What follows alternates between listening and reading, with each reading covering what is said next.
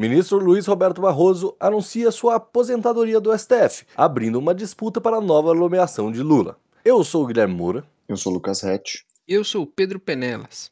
E esse é o Degrau da Política. Sinto que agora é hora de seguir outros rumos. Não tenho qualquer apego ao poder e gostaria de viver um pouco mais da vida que me resta sem a exposição pública às obrigações e às exigências do cargo. Como todos nós sabemos, os sacrifícios e os ônus da nossa função acabam se transferindo aos nossos familiares e às pessoas queridas, que sequer têm qualquer responsabilidade pela nossa atuação.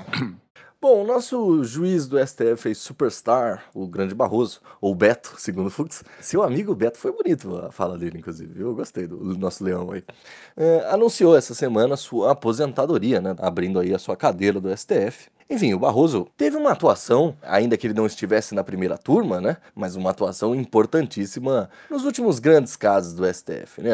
A defesa do tribunal, a defesa da democracia, a luta contra o bolsonarismo, etc e tal. Foi um dos grandes avatares desse processo. Num mundo pré-Flávio Dino, que acho que se torna o número 2 do combate às ameaças aí que o Bolsonaro causou, a República, eu acho que o Barroso era mais vocal que a Carmen Lúcia e por isso ganha mais protagonismo. Então ele acaba sendo, tirando o Alexandre de Moraes, acho que o segundo mais enfático a esse combate, né? Tanto é que nessa semana ele fala, quando ele faz um balanço, tanto da presidência dele como da trajetória dele enquanto ministro, ele falou que o maior arrependimento dele foi dizer aquela frase: derrotamos o bolsonarismo. E ele fala isso, eu imagino, não sei se vocês concordam, não porque ele se arrepende de ter combatido, não, ele se arrepende por ter ultrapassado o limite do papel de ministro, né? Não pode falar isso enquanto ministro. Porque eu acho que ele passou do ponto, talvez ele tenha percebido isso. Acho que a corte se incomodou com isso, a resposta está na posse do Fachin, muito sóbria, com café e água. Eu gostei da comparação. Não teve show de fulano, mas teve café e água. Eu acho que fazendo um balanço assim da trajetória do Barroso, a trajetória recente, né, que a gente acompanha com mais afinco, ele criou esse status de superstar que não abria mão das benesses da vida. Ele era um bom vivan. E acho que aquilo que logo antes do programa a gente estava falando do perfil de um presidente do Banco Central, qualquer coisa que ele fala afeta o mercado, o ministro do Supremo ele não tem essa condição, mas eu imagino o ministro como alguém também extremamente recatado. E o Barroso não era nada disso, né? O Barroso, pelo contrário, aparecia cada hora, cantava, subia mais em palco do que Gilberto Gil, praticamente. Né? Vamos lembrar que recentemente ele deu uma declaração que também foi muito mal vista, falando que não, os juízes não ganham tanto assim, Pois é. Aquilo ali não pegou bem, não. E aí, o que acontece? Eu vou citar o Tom Jobim que dizia que sucesso é ofensa pessoal no Brasil. O Barroso ostentando essa vida de sucesso que ele teve, pega mal. Mas eu também vou dizer que não era bom o Barroso fazer isso, sabe? Pode ele fazer isso?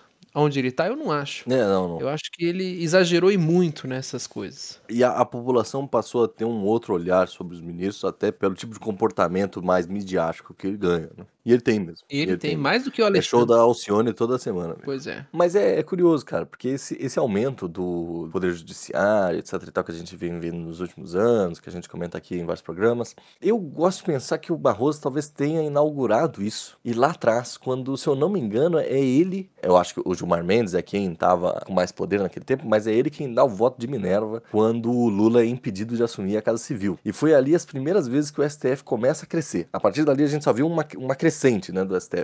Mas foi aquele primeiro impedimento ali que a gente viu o judiciário interferindo efetivamente, por qualquer razão que seja, mas nos outros poderes. Né? Eu tenho a impressão que é um vácuo, né? A presidência da República perdeu força pro Legislativo e pro Judiciário nos últimos anos, né?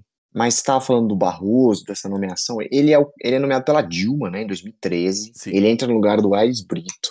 Eu até estava lendo um pouco a trajetória pessoal dele, ele é da advocacia, ele foi professor durante muitos anos. E eu acho que ele ainda exemplifica um pouco esse contraste do tipo de nomeação que a gente tem. Porque o Barroso, na época que foi indicado, ele era apresentado como alguém que tinha uma proximidade de pautas com os governos petistas, né? Muitos dos debates que ele suscitou ao longo do período dele no STF foram relacionados a pautas que são caras ao petismo e que muitas vezes não tinham uma capacidade de mobilização com a própria base do PT, dentro do Congresso, questão de aborto, cotas, esse tipo de debate que faz parte do núcleo duro de uma esquerda petista, que é minoritária dentro do corpo da militância, mas ainda assim muito cara a quadros do partido, principalmente quadros mais jovens. Mas o Barroso exemplifica muito essa nomeação por um alinhamento ideológico mais constante. E aí você vai ver as nomeações do Lula, nesse terceiro mandato dele, ele vai nomear o Flávio Dino para o lugar da Rosa Weber e o Zanin para o lugar do Lewandowski, que ele coloca como ministro da Justiça. Duas nomeações de perfil muito mais próximo a ele, Lula, né? Já é um distanciamento um pouco dessa questão de vou nomear alguém que vai ter ali uma consonância de ideias com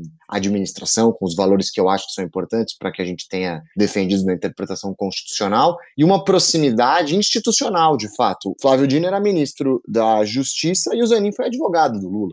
E eu acho que essa mudança de perfil a gente já vê na própria nomeação do Alexandre de Moraes, à época ministro da Justiça do Temer, e em certa medida também no Bolsonaro. O Cássio Nunes Marques era desembargador, mas o André Mendonça foi advogado-geral da União, foi ministro da Justiça. Então essa mudança de perfil, eu acho que o Barroso representando um pouco essa politização do judiciário, ou a vida política invadindo um pouco as páginas do judiciário brasileiro, a gente está num momento de maior aprofundamento nisso, no tipo de nomeação que a gente tem. Hoje, a nomeação se dá muito por uma vinculação pessoal ao presidente, né? O Lula tornou isso, né?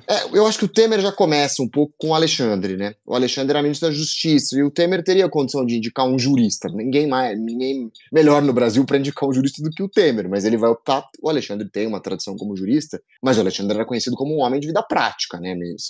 Secretário de Segurança Pública, ministro da Justiça, e etc, etc. Ele era um homem da política, né? Apesar dele ter uma trajetória como jurista, ele tinha uma trajetória muito mais marcada como político, né? Bom, e essa aposentadoria do Barroso, o que eu achei interessante é que ela vem acompanhada da nova presidência. O Fachin vai assumir agora, tal, e o Fachin tem um outro estilo de se portar, tem um outro estilo jurídico, tal, e já falou que pretende mudar, assim, o jeito que a corte tem se comportado nos últimos tempos, etc e tal. Fez claros acenos a uma certa demanda que eu vejo que vem crescendo, e eu tô vendo até veículos de mídia grandes falando sobre isso, sobre talvez uma necessidade dos juízes voltarem às suas cadeiras e menos interferências nos outros poderes, etc e tal, que esses superpoderes deveriam ser freados agora. Me pareceu que o Fachin teve mais ou menos essa postura, e eu achei curioso como uma aposentadoria desse que talvez simbolizasse essa visão mais ideológica da jurisprudência, enfim. O que importa aqui, agora com a aposentadoria dele, e talvez esse novo estilo que o STF possa vir a adotar, abre aí uma cadeira, né? Eu vi o nome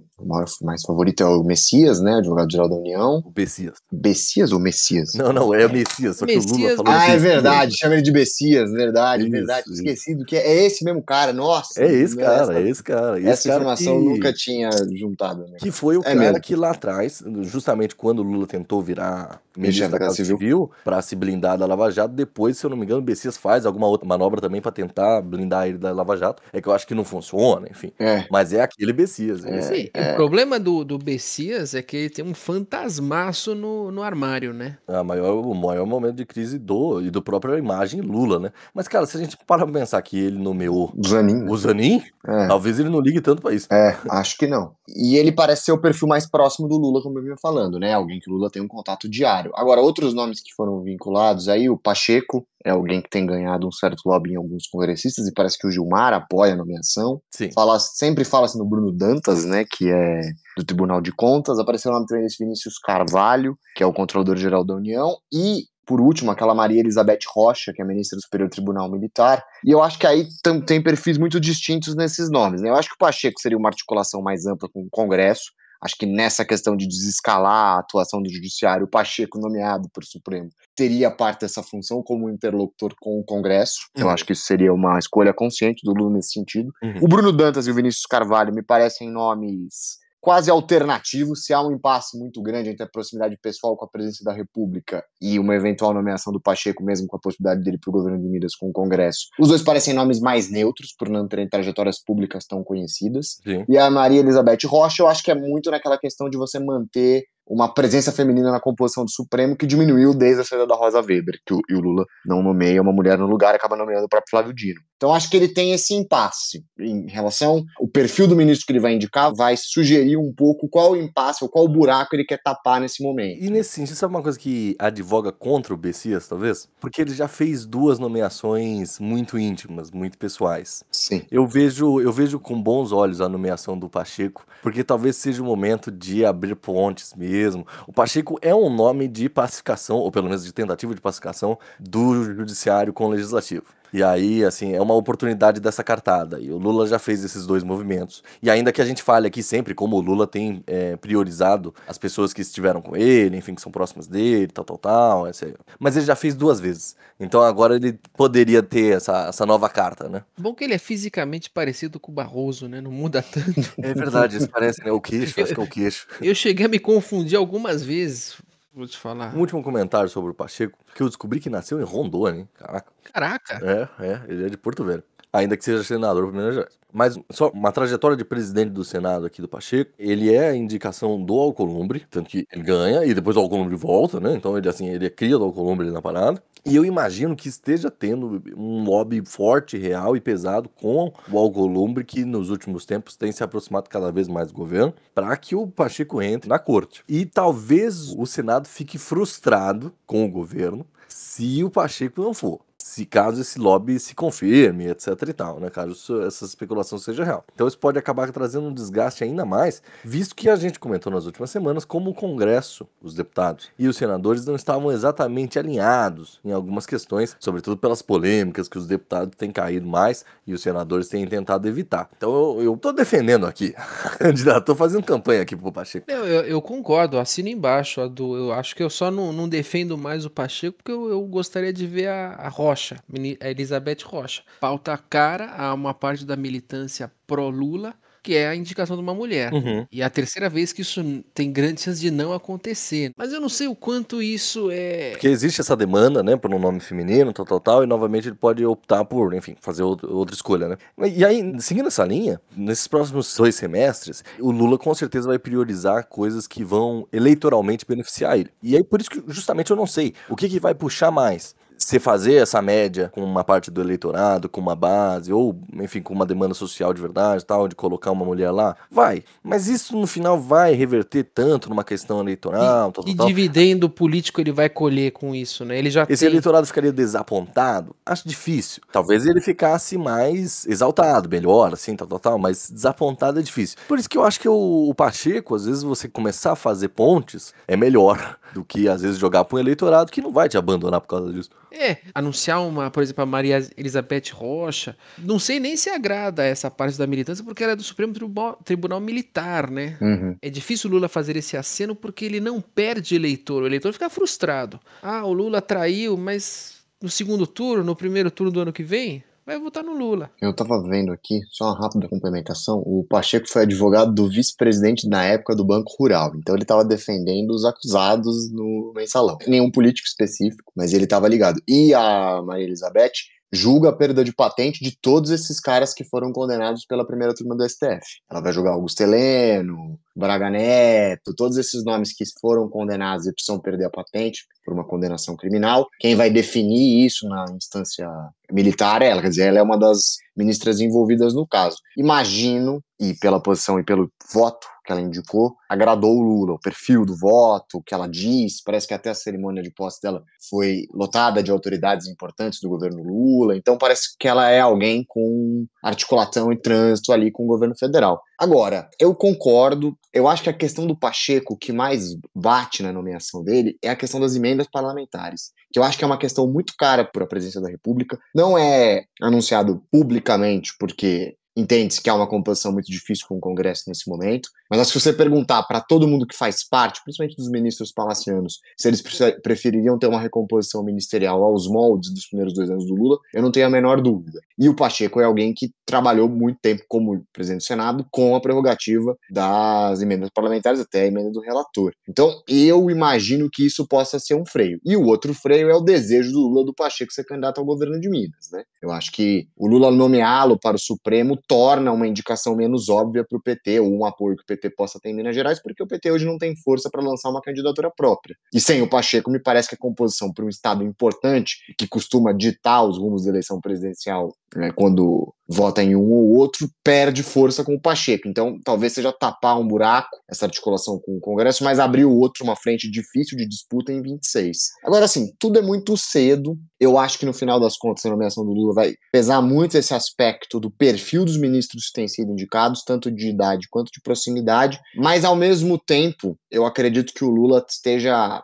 vendo essa nomeação com bons olhos, uma vez que o Barroso teve esse movimento de, se não antecipar a própria aposentadoria, porque parece que é uma questão que ele vinha debatendo desde 2023, decidir se aposentar com 1 ano para a eleição. Porque se ele opta por uma aposentadoria mais polêmica próxima ao período eleitoral, ia ter uma pressão muito grande para que o Lula não nomeasse, quer dizer, poderia causar esse impasse. Há 1 ano do pleito, não há muita dúvida, quer dizer, não há contestação à nomeação de um ministro. Então o Lula vai conseguir emplacar, mesmo que o Barroso tenha sido indicado pela Dilma. É uma nova recompactuação do judiciário em relação ao executivo e ao legislativo, e o Lula vai ter essa prerrogativa de escolher, nesse novo contexto de judicialização da política, qual rumo ele vai tomar. Então, nesse sentido, eu acho extremamente positivo para o governo federal. Quer dizer, a saída do Barroso nesse contexto atual, nessa conjuntura atual, é muito boa no sentido de momento. Você está defendendo, então, que o Barroso fez isso aí de propósito para dar um presente pro Lula? Não sei se é de... Sacanagem. Não, mas eu vou te falar que eu acho que o Barroso pensou, eu vou me aposentar pelo menos há 1 ano da eleição. Não vou deixar para me aposentar ano que vem. Não vou terminar, entendeu? Isso eu não duvido. Eu acho que o Barroso também não é alguém tão ingênuo, alguém que é tão ligado à política, não se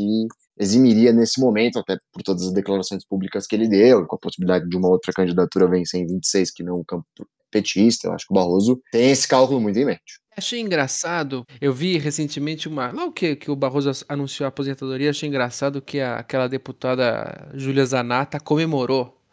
Isso aí, renunciou, olha que grande notícia. Aí alguém respondeu, Burra. cara deputada, né, pra não perder o decoro aqui. Cara, não Sim. é deputada, você não acabou de ver que o Lula vai nomear alguém? É muito pior pra você do que, né? O que você tá comemorando, né? Não tem nada a comemorar pra ela. Zanata é aquela moça que usa flor no cabelo, não é isso? Isso, ela mesmo. De Santa Catarina, que tá super frustrada por causa do Carlos Bolsonaro no Senado.